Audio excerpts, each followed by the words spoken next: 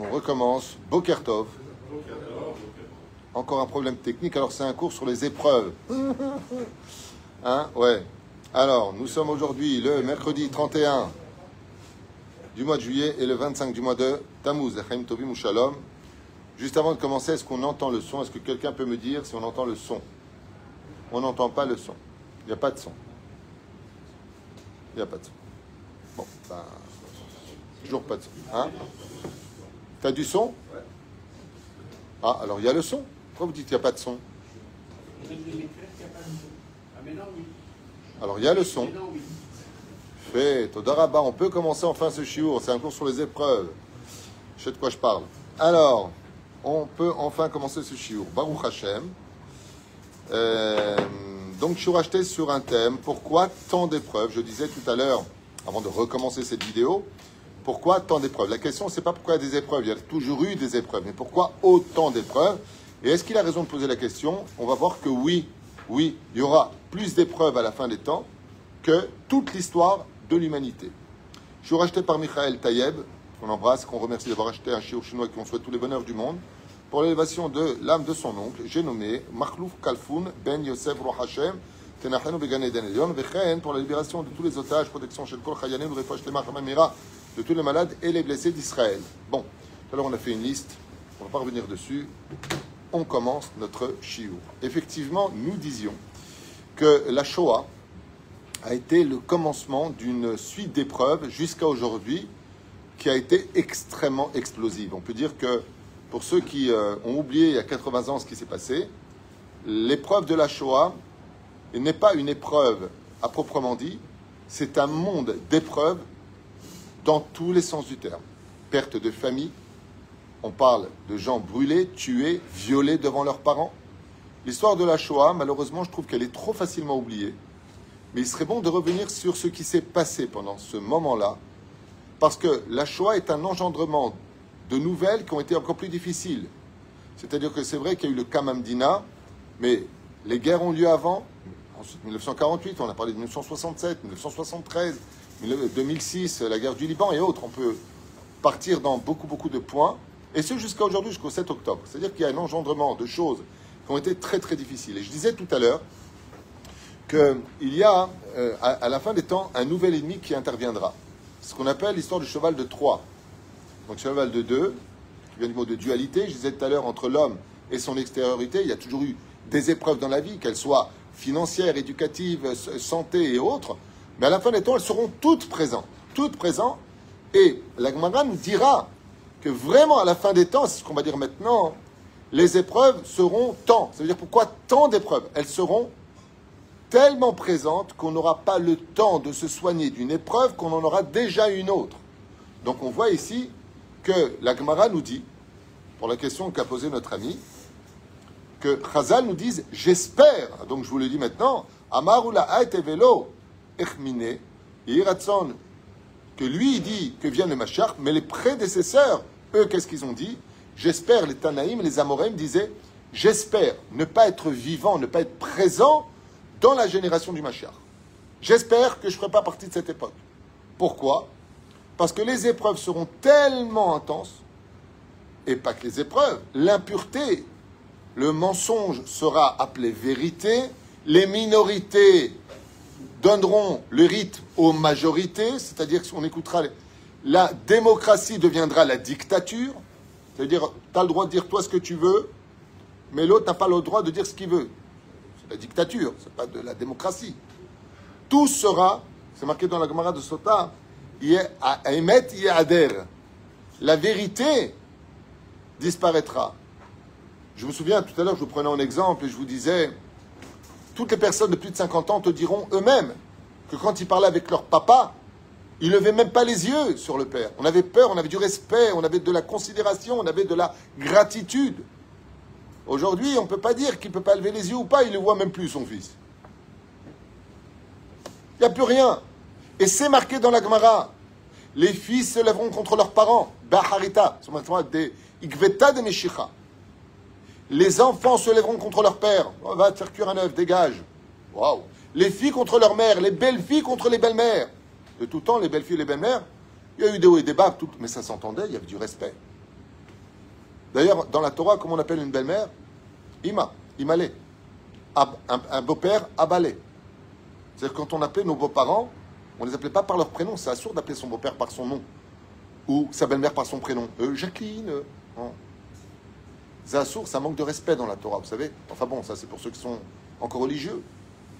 Mais la reine, la Gemara nous dit, Bekveta de Meshicha, dans ta propre maison, Oive Ish Anshebeto, les pires ennemis, ceux qui te feront souffrir, pas ceux qui sont aux frontières, pas les ennemis, eux, ils t'apportent des nouvelles difficiles ou moins difficiles, peu importe. Ceux que tu as aimés, ceux que tu as élevés, ceux que tu as considérés, seront ceux qui te feront souffrir. Et la Gemara nous le dit. L'un des rôles principaux d'Eliyahu Hanavi Zachor Letov, c'est de rapporter quoi, d'après vous? Qu'est-ce qu'il vient faire Eliyahu Hanavi Zachor Letov? Le rôle principal. Hine Anochi Sholeach Lachem. Et Eliyahu Hanavi. Qu'est-ce qu'il vient faire? L'Achiv. Lève avot albanim, et le banim avotam. Dans le pshat, il vient faire la paix des familles. Je répète, lève avot albanim, il viendra voir les pères en disant pardonne à tes enfants. Il viendra apporter les enfants qui demandent pardon aux parents. Lève avot albanim, velève banim alavotam. Dans le Sod, qu'est-ce que ça veut dire? Il fera la paix entre le peuple d'Israël et Avinu Sheba Shamayim, entre le peuple et son créateur. Il y a plusieurs degrés de compréhension. Mais c'est fou, ça veut dire que l'arbitre final de la fin des temps, l'arbitre de la fin des temps, celui qui ramènera le bonheur dans les familles, c'est le prophète Eliyahu Hanavi Zachor Letov. Ça veut dire que c'est même plus de notre sort. Tellement il y aura d'impureté, de pathologie, tellement il y aura une folie sur terre. Comment tu peux t'en sortir quand ce sont les minorités qui guident les majorités? Comment tu peux t'en sortir quand la débauche est appelée la pureté? Comment tu peux t'en sortir quand la démocratie n'est que de la dictature où tu n'as le droit de ne dire que ce que l'autre te permet de dire, mais lui il peut dire ce qu'il veut? Vous vous rendez compte de quoi est-ce qu'on parle vraiment quand on lève les yeux dans le monde? Tu deviens fou. Et la Gemara nous dit dans Sanhedrin qu'effectivement, pas que dans Sanhedrin, aussi dans Sota, même tête, qu'il y aura une différence entre les souffrances de toute l'humanité et les souffrances de la fin des temps. Et quelle différence y a-t-il entre l'un et l'autre? On va le lire maintenant. Ken? La différence, elle est là aussi. C'est que les Juifs, entre eux, ils peuvent avoir de la haine, etc. Tout à fait. C'est pour ça qu'il n'y a pas que le... Ils s'entretuent pas. Pardon? L'extérieur, tous les Juifs. Il y a deux façons de mourir. Il y a deux façons de mourir. Il y a tué le corps, la fête de Purim, et il y a tué l'âme, la moralité, la fête de Hanouka. Tu sais combien entre nous on s'éteint les lumières? Tu sais combien entre nous on se maudit les uns les autres? C'est pour cela que dans les Tahanunim, tu dis Hamas nous. Qu'est-ce que tu dis? Juste un instant, écoute ce que je dis avant de parler. Hamas nous. Qu'est-ce que ça veut dire Hamas nous? Arrêtons de nous comporter nous-mêmes comme le Hamas. Hamas nous. Pourquoi? Pourquoi? Parce que tu verras une chose. Tu sais combien tu es proche de tes enfants, combien tu les aimes. Personne au monde ne pourra te faire plus de mal à ton cœur que si tes propres enfants te font du mal à toi. Tu entends ce que je te dis? Quand c'est un ennemi qui te fait du mal, bon ben, le pourri, le goujat, tout ce que tu veux. Mais quand c'est ta propre chair qui te fait du mal, quand ce sont ceux que tu portes dans ton cœur qui se retournent contre toi, la douleur est inexplicable et c'est pire que la mort. Comme ça a dit le roi David à l'Avshalom. Dans son Télim numéro 2, le roi David il parle de Avshalom qui lui court derrière. Dans son Télim numéro 3, il parle de la guerre de Gog ou Magog.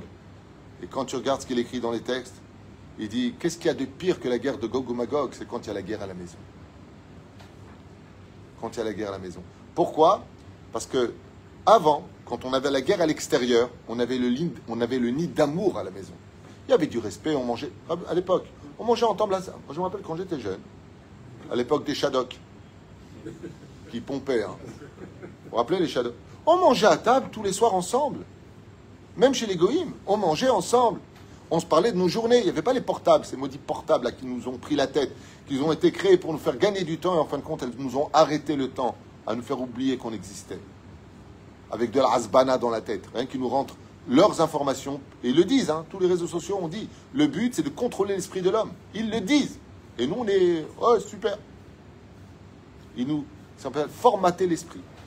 Et la reine, regardez ce que va dire la Gemara par rapport à cela. C'est que, au moins avant, il y avait l'esprit de famille. À la fin des temps, les familles seront explosées. Alors, un cas d'exception, bien sûr, il ne faut pas tout est catastrophique. Non. Aval, généralement, oui. Par exemple, aujourd'hui, je peux vous affirmer une chose, on n'a jamais répertorié autant de femmes non mariées. Vous savez qu'il y a des compétitions entre les pays. Dans quel pays il y a le plus de femmes qui recherchent des hommes? Je parle de mariage. Vous aviez entendu ça avant? À l'époque de Yves Mourouzi, Roger Giquel, Ara Rahmou, il n'y avait pas. On se mariait. Quand tu avais une vieille fille, c'était... Mais on se mariait. On n'était pas compliqué. On était sain d'esprit. Beaucoup plus sain qu'aujourd'hui. Ce qui fait qu'aujourd'hui, nous sommes dans une situation où la souffrance est partout. Elle est difficile. Regardez ce que nous disent les Chachamim. À l'époque des Amoraïm, ils ont prié le ciel de ne pas être présent ni vivant à la fin des temps. Surtout que j'y sois pas. Pourquoi? Parce qu'il y aura trop de problèmes. Trop de problèmes. Tout sera à l'envers. Le monde sera retourné. Le blanc sera appelé noir. Les hommes seront plus qui y sont. Les femmes ne seront plus qui y sont. Les femmes prendront le dessus sur les hommes. Mais un truc de malade. Un truc de malade. De tout temps, ce sont les hommes qui draguent les femmes. Aujourd'hui, c'est les femmes qui draguent les hommes. C'est un séquer qui est sorti, c'est pas de moi. C'est un truc sorti sur Internet aujourd'hui où Bémet. La violence, par exemple, il y a un document extraordinaire qui est sorti, que j'ai vu d'ailleurs, qui m'a surpris. Quelles sont les bandes comment dire, qui attaquent les gens agressifs, comment on appelle ça? Dans la rue, tu passes, ils t'agressent là. Comment on appelle ça? Bon, vous êtes aussi naze que moi, c'est pas grave. Donc des voyous quoi qui t'agressent, ouais. Les attaques des filles sont beaucoup plus dangereuses que les attaques des garçons. C'est un documentaire qui a été fait par des non-juifs, hein, pas de moi. C'est un truc de fou. Hein? Ça n'a pas de rapport avec ça. Les épérouches à la barre pour lequel, Bisiata d'Ishmaïa, nous allons étudier ensemble un monde à l'envers. Amar, donc, on ne va pas tout faire parce que c'est beaucoup trop long. Tout sera extrêmement cher, il n'y aura pas d'argent pour acheter. Plus personne s'y retrouvera à la fin des temps. Le scénario, il est quand même assez difficile, mais il est complètement d'actualité. Tout ce qu'on voit est complètement d'actualité. Et voilà. Et pour vous dire à quel point on est dans un monde où tout est à l'envers, c'est que si tu as le bonheur d'être quelqu'un de nationaliste, alors je vous explique c'est quoi un nationaliste. Un nationaliste, c'est celui qui dit « Permets-moi de m'occuper d'abord de mon frère qui m'a aidé à construire ce pays, qui paye les impôts, qui est là, avant de m'occuper de l'étranger qui vient de profiter. » D'accord? J'ai dit quelque chose de mal? Excuse-moi de m'occuper d'abord de mon frère avant de m'occuper de mon cousin. Excuse-moi de m'occuper de mon cousin avant de m'occuper du cousin du cousin. Excuse-moi de m'occuper du cousin avant de m'occuper le mec que je connais Nida dans Nidev. Ça s'appelle de l'extrême droite. De l'extrême. Non, ça s'appelle de la justice. Ça s'appelle le centre, être centré. Ça s'appelle le vrai social. Vous entendez ce qui se passe? Donc, si une génération où les choses se passent comme ça, t'as pas envie d'y être. C'est une folie. C'est-à-dire que tu donnes un nom péjoratif et les gens ne savent même pas ce que veut dire le mot qui est utilisé. On parle de génocide. Ben, regardez la signification du mot génocide. Et on va l'utiliser à tort et à travers. On jette des titres, ça y est, on jette. Et ça marche. Donc c'est un moment de souffrance parce que de vivre sans trouver de solution, parce qu'on vit dans le mensonge, ben, c'est des souffrances qui sont latentes, qui sont là constamment. Si tu as mal au bras droit et que tu soignes le bras gauche, tu n'auras rien soigné du tout. Parce que pour soigner un problème, il faut savoir où il est. Et c'est pour ça que les gens souffrent énormément, parce qu'on ne sait plus où on en est. On ne sait plus où on en est. C'est-à-dire que pour régler un problème, il faut avoir l'ensemble des choses devant soi, avoir un esprit concentré et sain pour bien assimiler les choses. Mais si ton esprit à toi est pollué par les réseaux sociaux, par les médias, par les mensonges qui sont divulgués, et que le problème est amalgamé devant toi, tu n'as aucune chance de régler le problème. Tu vas rajouter des nœuds au lieu de les défaire. Et c'est pour ça que la souffrance sera difficile, nous dit le Talmud, il y a 1800 ans en arrière, sur la fin des temps. les amalgames seront tellement importants qu'en réalité, tu auras des ennemis à la maison, tu auras des ennemis à l'extérieur, et tu auras un ennemi à l'intérieur de ton intérieur qu'on appelle le mal de vivre. Je parle que du mal intérieur. Pas des programmes, l'acquisition, le choix. Mais c'est pire. C'est ça. Je vais te dire une chose. Quand une famille perso Je veux dire une à chose. l'armée, J'ai un pote qui travaille, j'ai un pote qui travaillait, aujourd'hui je ne sais pas où il est. Il n'y a pas tellement longtemps de ça, j'ai eu au téléphone, et il m'a dit, vous savez, Rav Twitou, le nombre de suicides en France a doublé. Alors tu as raison, il y a peut-être moins de guerres à proprement dire, enfin bon, va voir ce qui se passe en Afrique, voir ce qui se passe en... C'est-à-dire, Hachem Shmo Verachem. Bon, on irait Machikatou. Bon, on irait. Ravoula, lui, il dit, moi j'espère y être, à l'époque du Machar, Aval, Alevai Velo Enu. Donc, d'un côté, Yeratson chez Avo Mashiach. Excusez-moi, Ravoula, il ne dit pas qu'il veut y être. Il dit Yeratson que vienne vite le Mashiach, mais moi j'espère ne surtout pas être présent quand il sera là. Tellement les souffrances seront importantes. Par rapport à eux, Rav Yosef lui dit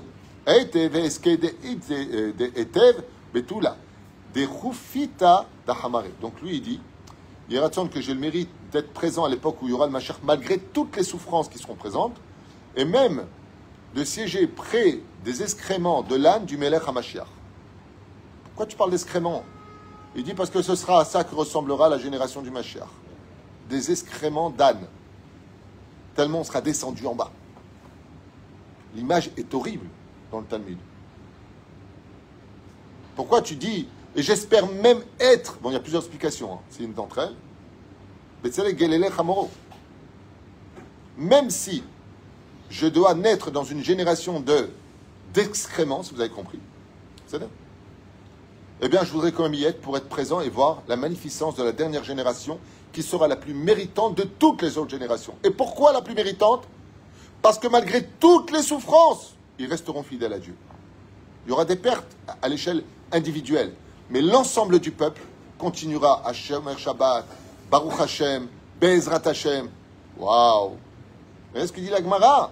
Même si c'est pour siéger à côté des excréments de l'âne du Mashiach. Et de quoi pourquoi tu me parles de ça? Chazal nous dit, parce que la génération du Mashiach, ben c'est là-dedans qu'on pataugera, dans la pagaille. Vous réalisez de quoi on parle? Amar el Rabbi Maïta Ama. Tu sais, les hôtes, tu veux voir vraiment si vient le Mashiach. Et maintenant, si tu viens dire que tu as peur des Isurim, Tchouvaï, fais Tchouva. C'est extraordinaire. Et la Gemara, elle te dit, et si maintenant tu dis que tu as peur des épreuves de la fin des temps, alors fais Tchouva. Et il répondra, vous connaissez la suite, car tu n'auras pas le temps de te soigner de la morsure du serpent, que tu seras déjà griffé par la patte de l'ours. Tu n'auras pas le temps de te soigner de la patte de l'ours, que tu seras déjà mordu par la mâchoire du lion. Et ainsi, de suite, nous dit la Gemara.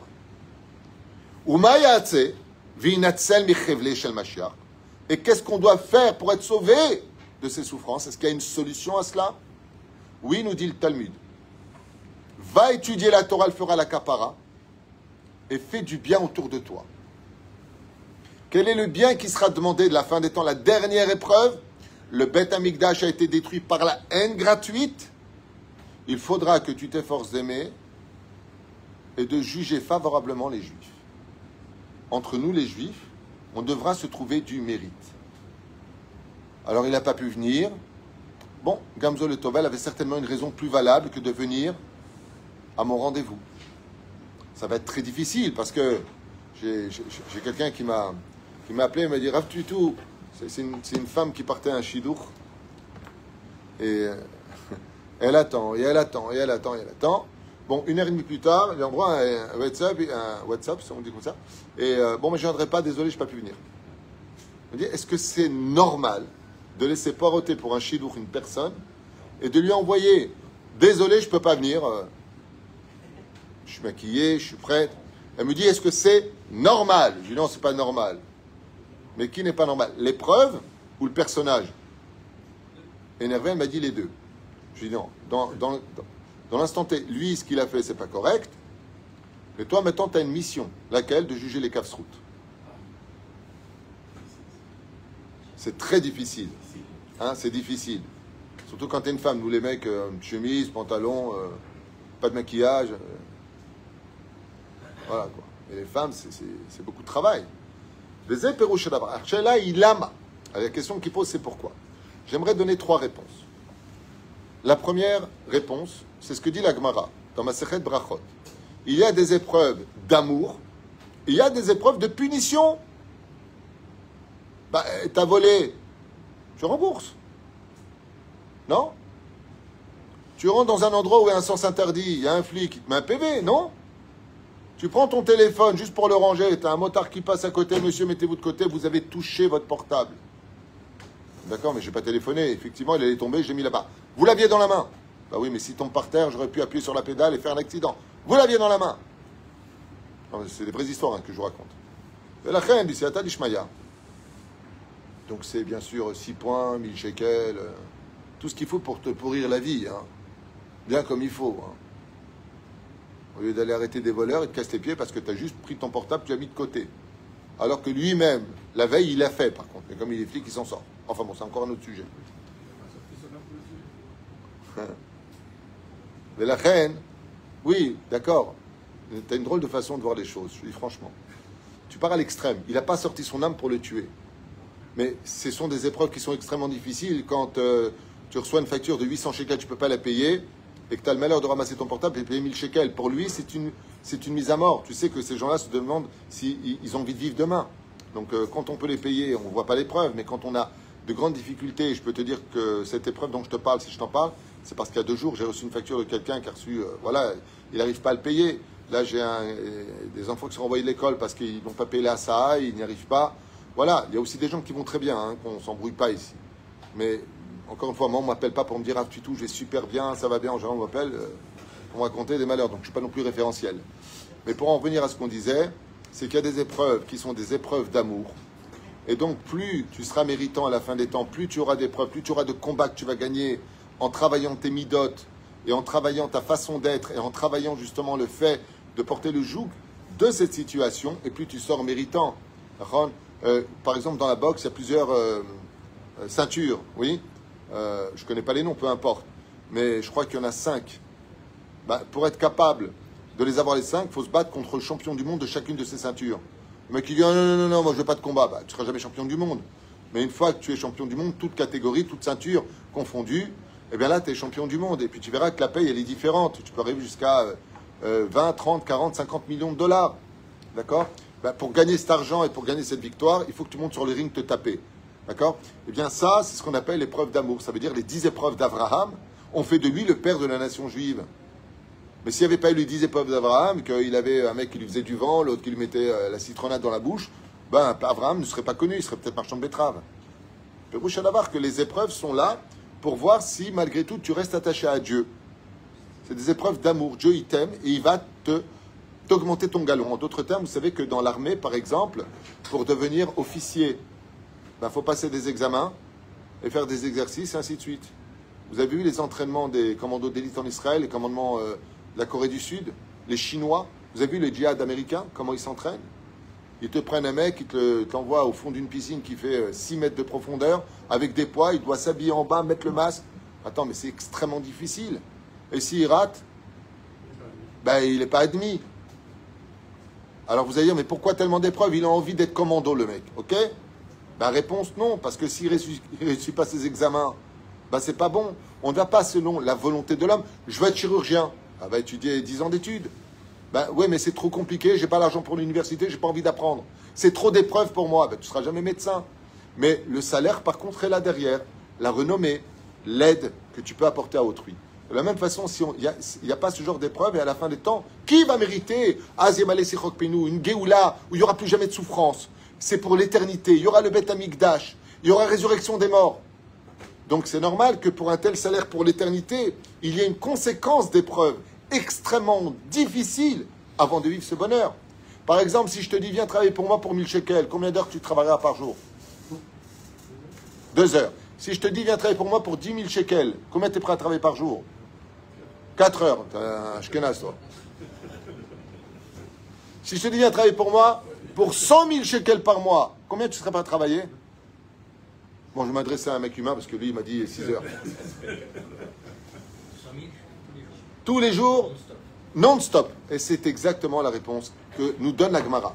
C'est-à-dire que, Begveta de Meshicha, quand viendra le moment de la Géoula, le salaire, la joie, Azimale Sichok Pinou, on ne pourra plus rien faire que sourire, chanter tellement on sera heureux.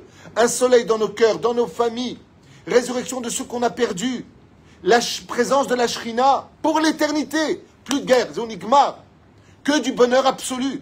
Donc c'est normal qu'à la fin des temps, il n'y ait que des épreuves absolues. Puisque le salaire est éternel, les épreuves seront infinies, engendrées les unes dans les autres. Selon le salaire, les Fum Tsahara Agra. Comme ça, nous dit le Talmud. Deuxième explication, on a fauté. C'est pas qu'on faute simplement, c'est qu'on perpétue la faute originelle. L'arbre de la connaissance du bien et du mal, l'inceste, le meurtre, l'idolâtrie. On perpétue cette haine gratuite, il n'y a toujours pas de Beth Amikdash. Les Mahad Avardomé, un père qui était vraiment soucieux de la conduite de son fils, en avait marre de le voir galérer. Il vivait dans une petite cabane. Il avait bécochi de quoi boire de l'eau potable. Mais c'est son fils et le roi était multimilliardaire, ce père. Il en a eu marre. Mais comme son fils était orgueilleux, ingrat, vulgaire et pathétique, qu'est-ce qu'il a fait? Il lui a endurci sa vie encore plus. À un tel point que le fils a été brisé de l'intérieur. Alors il a accepté de retourner chez son père. Il lui dit, papa, je ne peux pas arriver plus bas. Il lui a dit, comment tu m'appelles? Il lui a dit, papa, je ne veux pas parler au roi. Je veux parler à mon père. Je te demande pardon. Il dit, qu'est-ce qu'il y a? Il lui a dit, la vie est trop dure sans toi. J'en peux plus. Je dors plus. Je mange plus. Je vis plus. Le roi lui a dit, alors viens dans mes bras. Pour ramener les enfants d'Israël à lever les yeux à Vinu Sheba Shamayim. Le créateur du monde, nous dit la Gemara dans Sota, va nous retirer. Ah, tant que j'ai de l'oseille, plus d'oseille. Tant que j'ai la santé, moins de santé. Tant que j'ai le shalom, moins de shalom. Tant que j'ai la sécurité, moins de sécurité. Arriver en bas, jusqu'à quoi? En lanou leishaen et la vinu sheba shamayim. Et là, à la vinu, pas la melech sheba shamayim. Jusqu'au moment où tous les enfants d'Israël vont dire Hachem, il n'y a plus que toi. Mais pas Hachem. Papa, on t'appelle. Regarde-nous, qui merachem aval banim.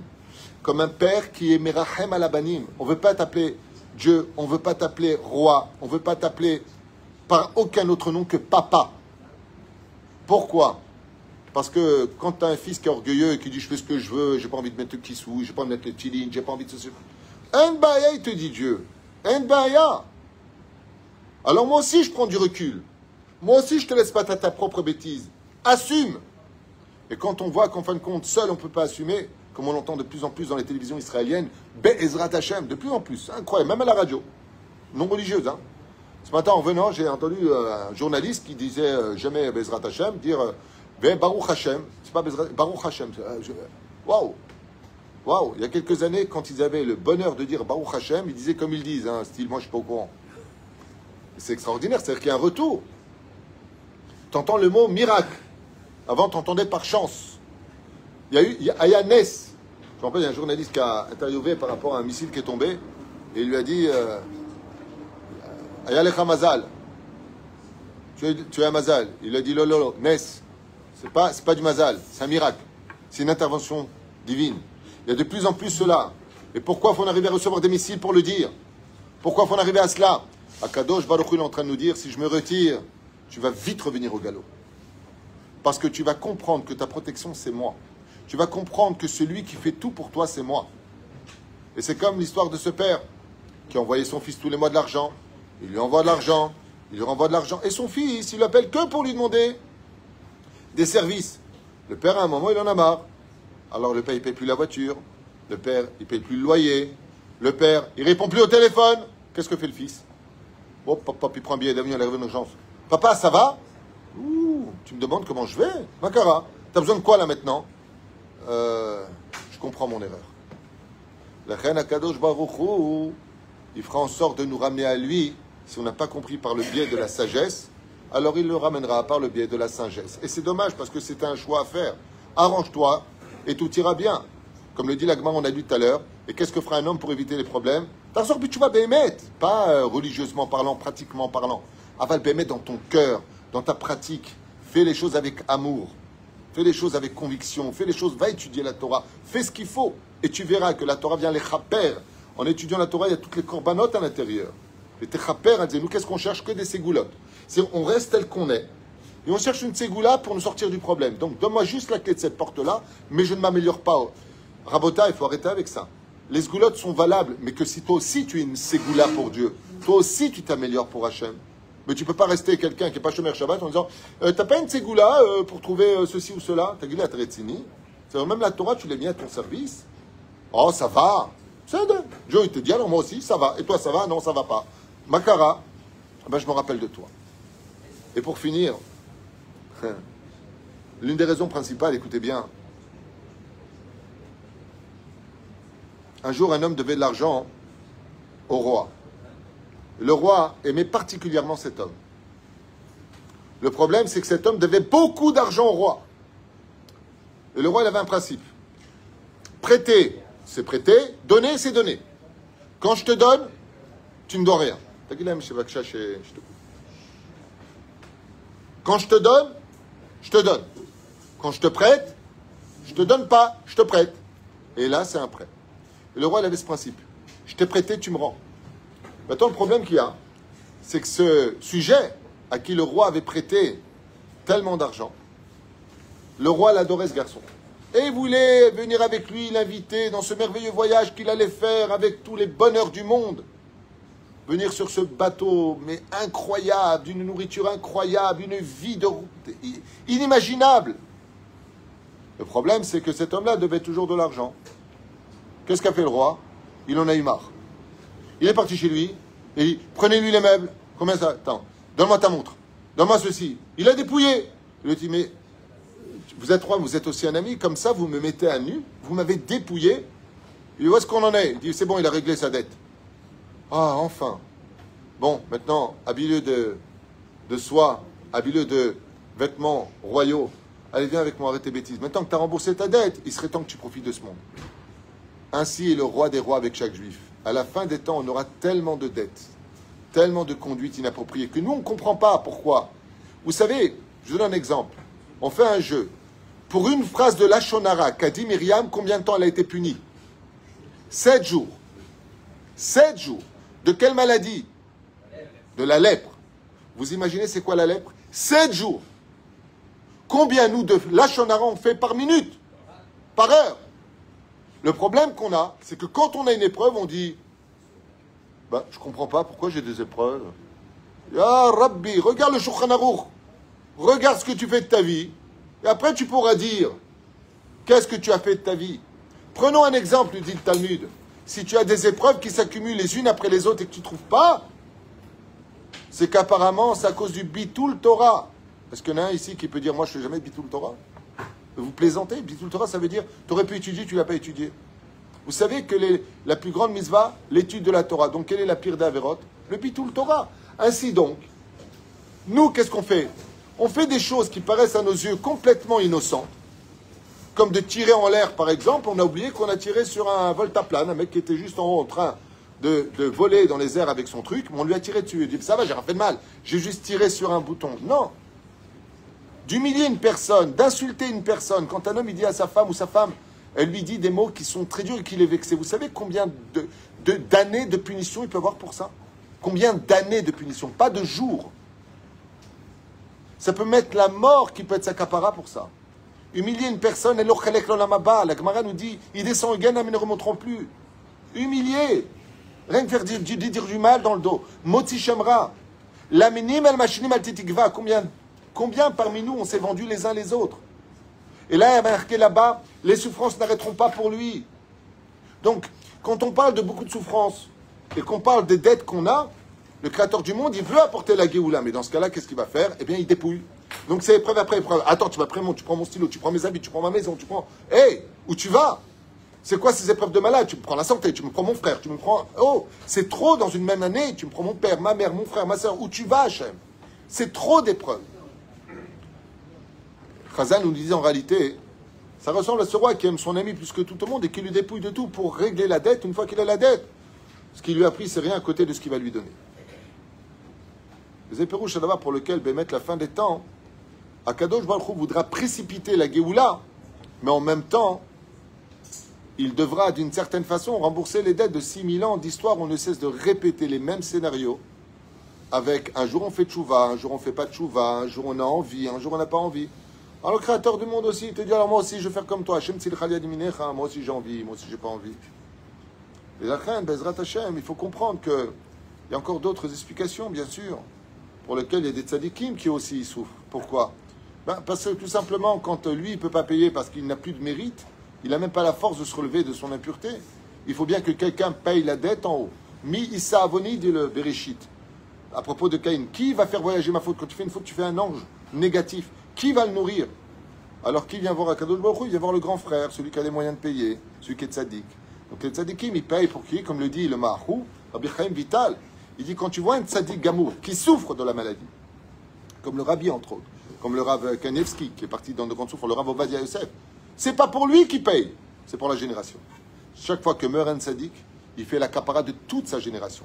Mais à la condition on le pleure, à la condition on le regrette, à la condition on a compris que ce tzaddik qui nous a quittés, il nous a quittés pour que nous on reste et qu'on ait le temps de monter dans les échelons de la spiritualité et de la pureté de la Torah.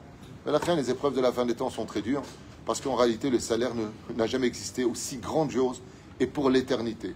Donc face à l'éternité d'un bonheur absolu que l'imagination ne peut pas comprendre, il est évident qu'il y aura beaucoup de pression pour faire monter l'artifice extrêmement haut. Vous savez, je m'excuse de le dire, mais quand tu prends une bouteille de champagne et que tu veux faire... non. Oui, mais comment ça s'appelle quand tu... Non, je parle pas de... Ouais, le pchit. Voilà, en Tunisie, on fait le pchit. C'est de ça que je parle. Ouais. Qu'est-ce qu'on fait avant? On secoue la bouteille de champagne. Après, tu le sables, tu mets un coup de tête, tu fais ce que tu veux. Mais qu'est-ce qui se passe? Tu mets ta main, tu fais de la pression. Et ça va très loin. En fin de compte, tu vas asperger tout le monde de cette joie d'avoir gagné une course, ce que tu veux, vous savez, ou un mariage. D'accord? Eh bien, c'est exactement pareil. Pour faire exploser dans un artifice de joie le monde entier, il y aura une très grande pression à la fin des temps. Et il faut mettre le pouce devant. On a l'impression qu'on n'aura pas de lendemain. Mais en réalité, c'est juste une bouteille de champagne qui s'annonce. Malgré le fait que tout soit secoué, parce qu'à l'intérieur il y a du gaz, et que le créateur du monde... Exactement. Le créateur du monde, il veut, Bezrat Hashem, faire comprendre un point qui est simple, ou vous améliorez de vous-même, et la Géoula aura lieu dans de la soie, ou alors malheureusement on ne veut pas comprendre, et la naissance de la Géoula viendra par la césarienne, et ce sera très difficile. Après, Bezrat Hashem, je donne un petit conseil qui vaut de l'or. N'oubliez jamais, jamais, jamais de faire Souda Shlichit en mangeant du pain, je vous le conseille. Souda Shlichit aide la fin des temps à moins souffrir, c'est une ségoula hors du commun. Souda Shlichit nous soigne Bechevle Shel Mashiach. Mangez du pain, écoutez bien ce que je vous dis. Les Chabad, ils ne mangent pas de pain, Souda Shlichit, ils font pas, c'est leur problème.